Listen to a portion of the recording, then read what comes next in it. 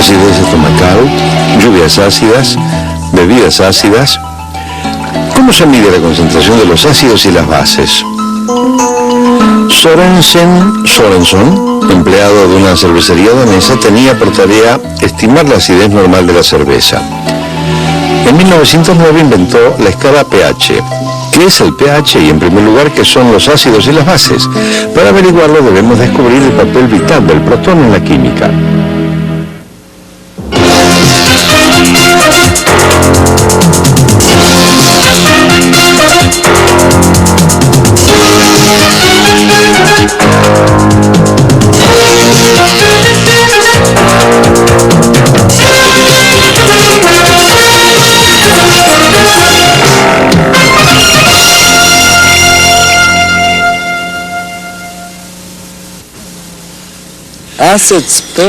Derrames de ácidos, lluvias ácidas. Hoy en día los ácidos tienen una muy mala prensa. Por intuición creemos que los ácidos son destructivos, corrosivos. Pero esto refleja la verdadera posición de los ácidos y las bases en nuestra sociedad. No, en lo absoluto. Existe una lista de los 10 productos químicos más utilizados en el mundo. El número 1 es una molécula que se produce a un ritmo de 33.000 millones de kilogramos por año solo en los Estados Unidos. Y es un ácido fuerte, el ácido sulfúrico. Entre esos 10 productos hay no menos de 5 ácidos y bases.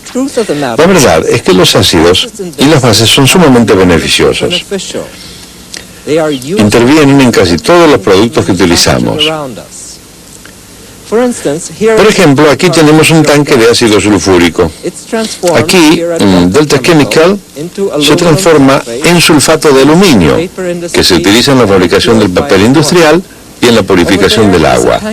Por allí hay un tanque de hidróxido de sodio, una base fuerte que se utiliza para elaborar hipoclorito de sodio, que es un blanqueador y también un purificador de agua. Los ácidos y las bases pueden ser fuertes o débiles. El ácido sulfúrico y el ácido nítrico son ácidos fuertes.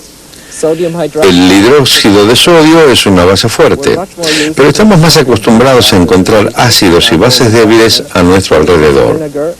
Por ejemplo, el vinagre y el ácido cítrico son ácidos débiles.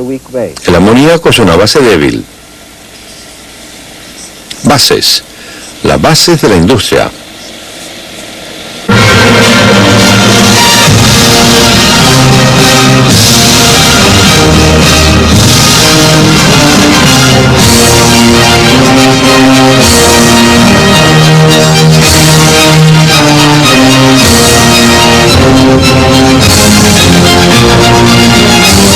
Las bases son lo opuesto a los ácidos.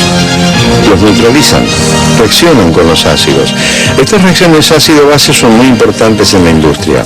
El amoníaco reacciona con ácidos como el ácido fosfórico y produce fertilizantes.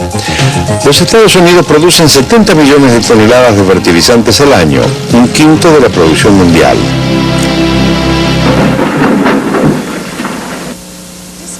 Hay una base que se ubica quinta en la lista de químicos más producidos, la cal. Cuando los granjeros necesitan neutralizar el exceso de ácidos en el suelo, utilizan cal. La cal es purificadora al igual que el amoníaco. Se utiliza para precipitar impurezas de las aguas hervidas. Las aguas hervidas contienen compuestos de fósforo y nitrógeno nocivos para el suelo. La cal es uno de los químicos que suelen verterse. En un territorio minero como este reduce la acidez y en las plantas de energía neutraliza el 90% de los contaminantes ácidos que se fugan a la atmósfera.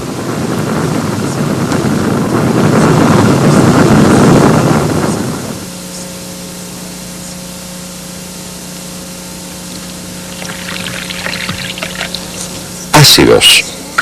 Los ácidos fuertes son esenciales en la industria. Se utilizan como reactivos y catalizadores, no son químicos para el contacto diario. Los ácidos nítrico, clorhídrico y sulfúrico son demasiado potentes.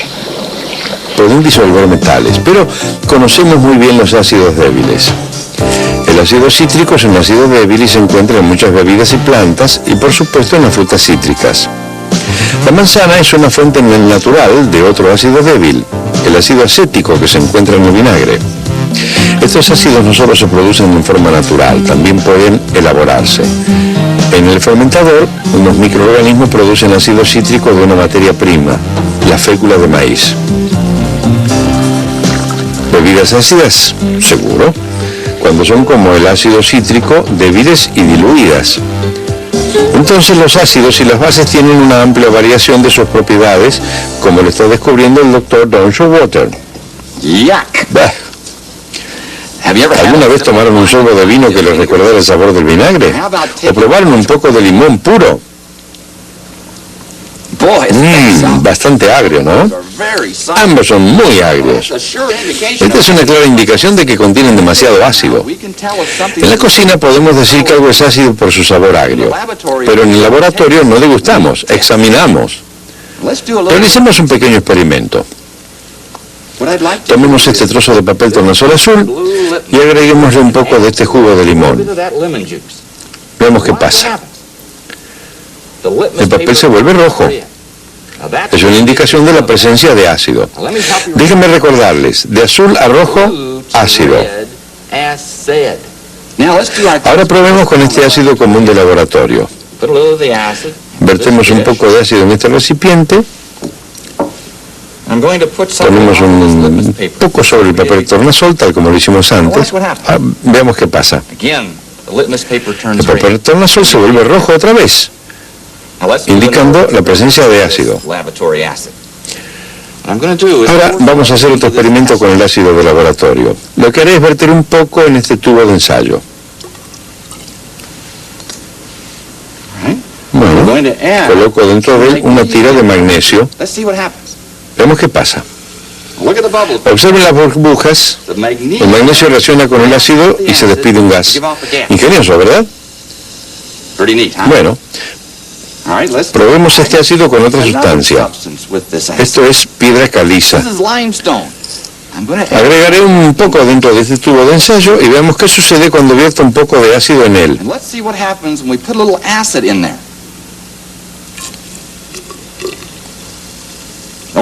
Vean las burbujas. El ácido está reaccionando con la piedra caliza y se está despidiendo un gas. Bueno, ahora que hemos observado algunas reacciones con ácido, sé lo que se estarán preguntando. ¿Qué pasa con las bases en contacto con las mismas sustancias? Bueno, vamos a ver. Tenemos un poco de amoníaco, que es una base. Vertemos un poco en el recipiente y probamos qué pasa con un trozo de papel tornasol azul. Pueden ver que se está humedeciendo, pero no se produce ningún cambio de color. ¿Qué pasa si probamos con papel tornasolado rojo? Aquí hay un poco. Miren esto. Se volvió azul. Cuando el papel tornasol rojo se vuelve azul, está indicando la presencia de una base. De rojo a azul. Tomemos un poco de esta base. Amoníaco. Ponemos en este tubo de ensayo y vemos si reacciona con el magnesio. ¿Recuerdan eso?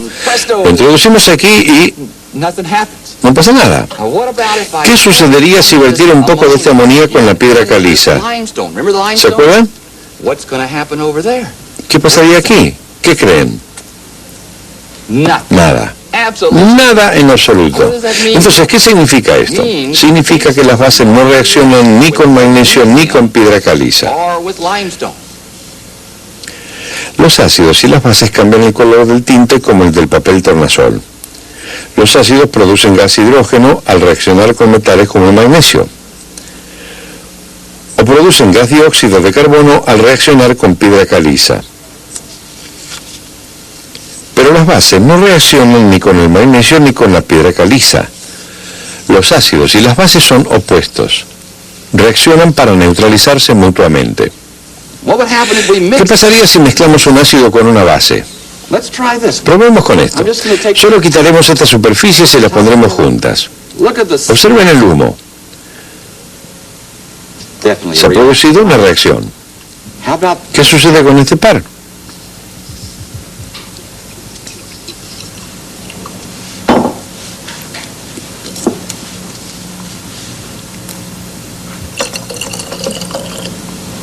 Nada interesante, no veo que pase nada. ¿Qué sucederá con este?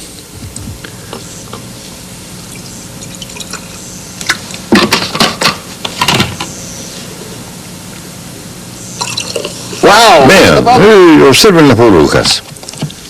Bueno, estas tres reacciones son en verdad diferentes. Pero, ¿qué creen que tienen en común las tres?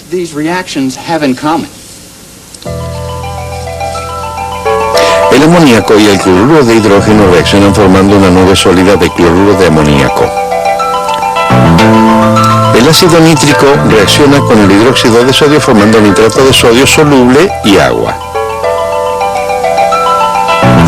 El ácido acético reacciona con el bicarbonato de sodio formando gas dióxido de carbono, agua y acetato de sodio soluble. ¿Qué hay de común en estas reacciones? Para averiguarlo, consideremos el lenguaje de la química. Las reacciones parecen diferentes, pero observémoslas de cerca. El hidrógeno forma parte en las tres. El factor común es la transferencia de hidrógeno y se puede ver con más claridad a nivel molecular. Concentrémonos en una sola molécula de cloruro de hidrógeno y una de amoníaco. El cloruro de hidrógeno actúa como ácido, pues cede un protón. El amoníaco actúa como base porque acepta ese protón. Hay una transferencia de protones. La transferencia de protones es el proceso clave en la elaboración de fertilizantes. Por ejemplo, el amoníaco reacciona con ácido fosfórico aceptando un protón y se produce fosfato de amonio.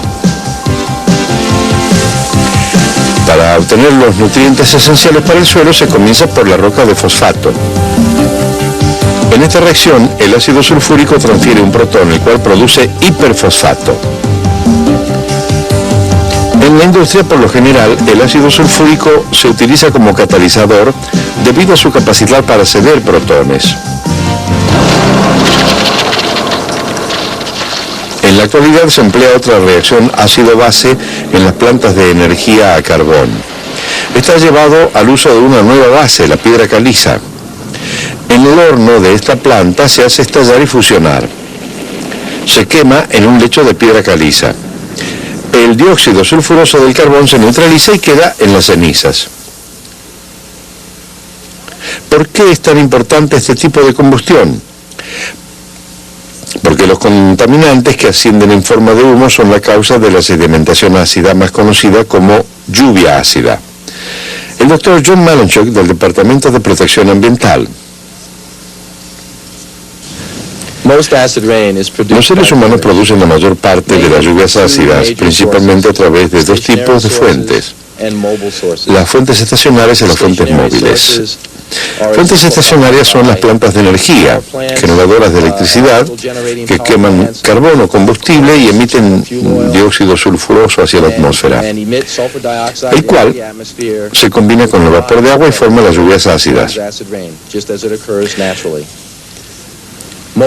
Las fuentes móviles son automóviles, trenes, aviones, etc. Todo tipo de motores de combustión que queman combustible y producen óxidos de nitrógeno que se emiten hacia la atmósfera en la misma forma. Se combinan con vapor de agua y producen las lluvias ácidas. Las lluvias ácidas pueden producirse también en forma natural, por ejemplo debido a incendios forestales. Tanto los seres humanos como la naturaleza provocan la contaminación y en esa misma medida resultan afectados. Los robles del medio oeste, los arces del nordeste, la ponderosa, todo está dañado. Los nutrientes están destruidos. Hojas de todo tipo se han perdido o bien han perdido su color y su tamaño es más pequeño de lo normal. Los brotes se han deformado. De acuerdo con la Federación Nacional de Vida Silvestre, una tormenta desatada en Wheeling, al oeste de Virginia, poseía la acidez de una batería. Los monumentos, los edificios y hasta la pintura de los autos resultaron picados y descoloridos por efecto de la lluvia ácida. En los estados del oeste se cree que los óxidos de nitrógeno son los responsables principales de esta transformación de las lluvias. En el este el principal responsable es el dióxido sulfuroso que se transforma en sulfúrico. Los lagos del nordeste y sus alrededores son ahora el foco de la investigación. Los peces y la vida subacuática se ven amenazados. el Departamento de Protección Ambiental está investigando unos 3.000 lagos. Deben tomarse muestras del agua y deben analizarse en forma inmediata en los laboratorios móviles. Algunos lagos pueden absorber los cambios en la acidez con bastante eficacia. Otros se vuelven más ácidos, a veces en forma irreversible, de modo que se producen graves daños en el ecosistema. En otras palabras, las lluvias ácidas conducen a un cierto grado de acidez en las aguas lacustres. Aquí hay un principio significativo. Por lo general, cuando se mide el grado de acidez, más acidez, menos acidez, el rol del agua es crucial.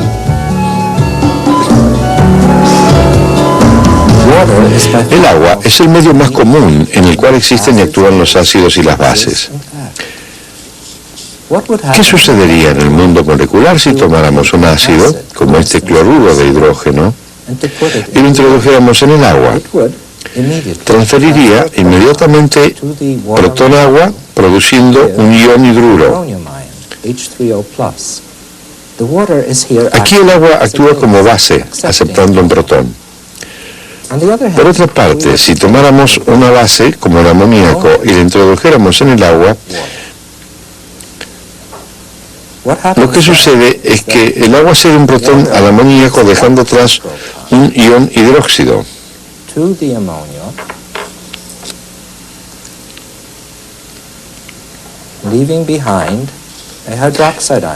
En este caso, el agua, al ceder un protón, está actuando como ácido. La misma sustancia es en uno de los casos un ácido y en el otro una base. ¿Puede producirse en el agua una transferencia de protones por sí sola en ausencia de ácidos o bases?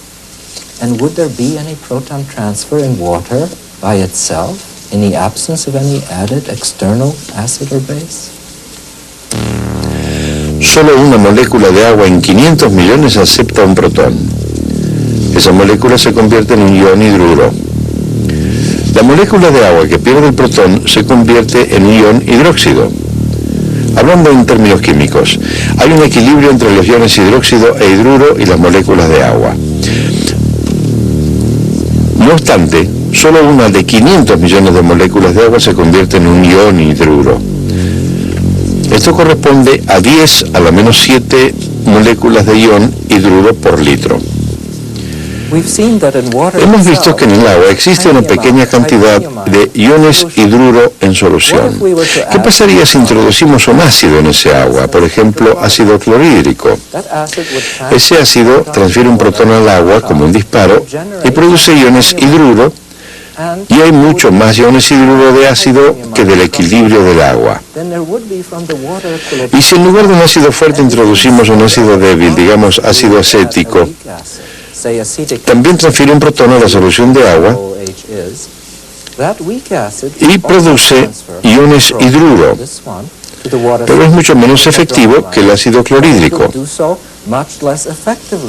El número de iones hidruro en la solución de un ácido débil es mucho menor que el que se encuentra en la solución de un ácido fuerte.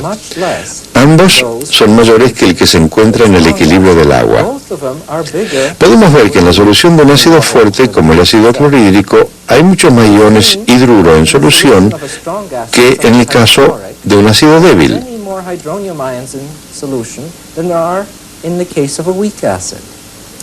El rango real de concentraciones de iones hidruro que se suele encontrar en química es increíblemente amplio, de unas 14 potencias, de 10, 14 órdenes de magnitud. Necesitamos un instrumento para medir este increíble rango de concentraciones de iones hidruro. Este es un pHímetro. Funciona por el principio de la pila electroquímica. Consiste en un medidor que nos da la lectura de un número y de este electrodo que mide la concentración de iones hidruro en solución. Debemos encontrar una forma conveniente de representar el rango de acidez de una solución de agua. Para ello debemos emplear una relación comparativamente simple, que la concentración de iones hidruro sea igual a 10 a la menos algo. Ese algo es lo que llamamos pH.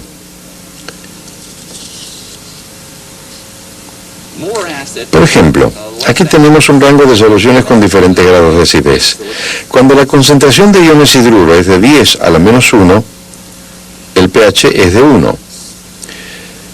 Cuando la concentración es de 10 a la menos 2, pH es de 2. Cuando la concentración cae a 10 a la menos 7, el pH es 7. Este es el pH del agua pura. El pH 7 es la línea divisoria entre los ácidos y las bases. Cuando el pH es mayor que 7 es porque la concentración de iones hidruro es cada vez menor. Aquí tenemos un cuadro que nos muestra la escala de pH. Como señala mi asistente, el pH de la lavandina no alcanza el valor 13 y el pH de la leche de magnesia está por encima de 10. El agua de mar no llega a 9. La sangre está justo en 7.4 y el agua pura en 7. El café amargo alrededor de 5, el vinagre debajo de 3 y más abajo los fluidos estomacales. pH 1. Hasta en un estómago normal eso es ácido clorhídrico. Un experto en ácidos estomacales es el Dr. Paul Merton del Instituto Nacional de Salud. El estómago produce pequeñas cantidades de ácido todo el tiempo, pero los alimentos estimulan esas cantidades. Incluso, ver o oler un alimento apetitoso puede hacer que el estómago produzca más ácido. ¿Qué sucede en realidad cuando se ingiere un alimento? Tanto los iones de hidrógeno como los iones cloruro, por medio de un equilibrio electroquímico, se mueven a través del tejido estomacal por medio del plasma sanguíneo circundante. En el estómago se forma un medio de gran acidez. Esto es lo que lleva a activar ciertas enzimas para el proceso de digestión. Si la acidez del estómago se vuelve excesiva, pueden originarse algunos problemas que a menudo requieren soluciones antiácidas. Existe una variedad de compuestos que pueden actuar como antiácidos. Por ejemplo, el bicarbonato de sodio puede utilizarse como antiácido, o el hidróxido de magnesio, o el carbonato de calcio. Básicamente las bases, otra vez, la base de otra industria. What you need is some Alka-Seltzer, Captain. You know what they always say. Relief is just a swallow away. Wow, what a heartburn. How do you spell relief? Check the board, Coach. R-O-L-A-I-D-S. Tums neutralizes 1/3 more stomach acid than the other leading brand. 1/3 more acid. Todos los antiácidos neutralizan los ácidos, y si se los ingiere en la cantidad correcta, cualquier antiácido es bueno. Se escuchan muchas cosas sobre la hiperacidez y el exceso de ácidos. En realidad existe muy poca o ninguna evidencia de que las personas con úlceras producen más ácidos que el resto de nosotros.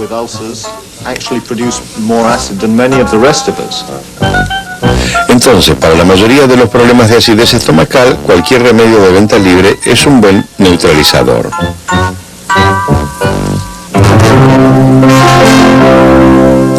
En resumen, en el laboratorio los ácidos se reconocen por su capacidad de cambiar el color de los tintes. Por ejemplo, volver rojo al papel tornasol azul. Reaccionan con metales como el magnesio produciendo hidrógeno. Los ácidos reaccionan con las bases. Hoy en día los ácidos y las bases se definen en términos de iones de hidrógeno o de transferencia de protones. Los ácidos ceden protones a las bases. Las bases aceptan los protones de los ácidos. El agua es el medio más importante en el que actúan los ácidos y las bases. La diferencia entre un ácido fuerte y uno débil reside en la concentración de iones hidruro en solución. En una solución acuosa, esa concentración de iones hidruro oscila alrededor de las 14 potencias de 10. Una solución básica fuerte tiene un pH de 14, una solución ácida fuerte tiene un pH cercano a 0. Al aumentar la concentración de iones hidruro disminuye el pH.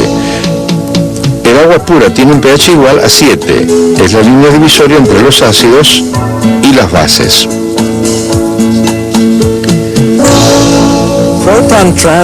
La transferencia de protones no es solo un negocio esencial en el mundo molecular de la química. Es un gran negocio. ¿Recuerdan la lista de los 10 productos químicos más producidos, 5 de los cuales eran ácidos y bases? Alguien está produciendo miles de millones de toneladas de ellos y no lo está haciendo por diversión. Alguien más está comprando esas moléculas y a su vez se están transformando en los bienes de consumo que nos rodean. En realidad, esa transformación merece una reflexión. Los ácidos fuertemente corrosivos se transforman en moléculas que no son ni ácidas ni corrosivas. No existe el peligro de regenerar el ácido del que fueron concebidas. ¿Esto es sorprendente? En realidad no tendría que serlo. Las moléculas son en sí mismas independientes de la historia de su producción. Lo que importa para otorgarle propiedades a una molécula son los átomos que la componen y la forma en que están dispuestas en el espacio, la forma en que se conectan unas con otras. Un ejemplo, el ácido nítrico es un ácido fuerte, pero los elementos que lo componen, el hidrógeno, el nitrógeno y el oxígeno, no son ácidos. Entonces, por favor, no se preocupen por el pan que consumen, por ejemplo, que fue elaborado a partir del trigo, que fue cultivado utilizando un fertilizante, el nitrato de amonio, que a su vez fue fabricado a partir del ácido nítrico.